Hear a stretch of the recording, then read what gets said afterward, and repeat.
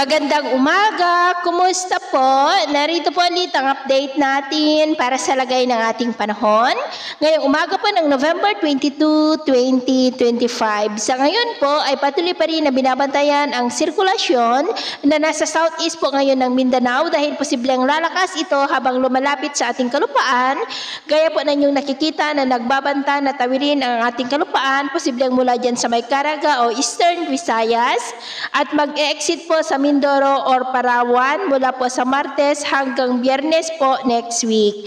Pero posible pa po na magbago ang forecast na ito lalo na at nasa malayo pa ang ating binabantayan at ang susunod po na bagyo dito sa loob ng PAR ay tatawagin po sa local name na Bagyong Verbena. Sa ngayon po, amihan ang nakakaapekto sa extreme Northern Luzon at Northern Luzon, habang ang shear line ay nakakaapekto po sa silangan ng Central Luzon at Intertropical Convergence Zone ang patuloy na nag-extend sa may Mindanao at Easterlies ang nakakaapekto sa nalalabing bahagi po ng ating bansa. At sa lagay ng ating panahon, ngayong madaling araw po ay may mga isolated rain sa Ilocos Region, Cordillera, Cagayan Valley, Quezon Province, ilang bahagi po ng Batangas, Catanduanes, Legazpi, Masbate, Romblon, Calapan, Palawan, Capiz, Aklan, Cadiz, Cebu, Bohol, Leyte, Eastern Samar, Dinagat Island at Dipolo. At mamaya po ay sisikat naman ang araw sa mas malaking bahagi po ng ating bansa pero dahil sa amihan, shear line at mga localized thunderstorm ay cloudy skies with isolated light to heavy rain sa may Cagayan Valley, Cordillera, Ilocos Norte, Quezon Province, Batangas, Calapan, northern part ng Palawan, Aklan, Cebu, Bohol, Leyte, Eastern Samar, Siargao, Dinagat Island, Cadiz, Dumaguete, at dyan po sa may Dipolog. At mamayang hapon, mas maraming lugar ulit ang makakaranas ng mas maulap na kalangitan with isolated rains, lalo na po dito sa Northern Luzon.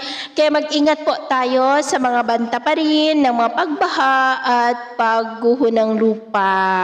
Atin naman pong mga baybayin, dahil sa amihan ay maalon po ngayon sa mga baybayin ng kanluran ng Luzon mula Palawan hanggang sa may Batanes, maging po sa silangang baybayin ng ating bansa mula silangang baybayin ng Luzon, ng Northern Samar, seaboard ng Eastern Samar at maging dyan po sa may Dinagat Island seaboard ng mga alon po ay posibleng aabot hanggang sa 2.5 to 5 meters height. Kaya hanggat maaari po ay iwasan na muna natin ang papalaot dyan sa mga may kulay pula para po mas makaiwas sa mga sakunang pangkaragatan.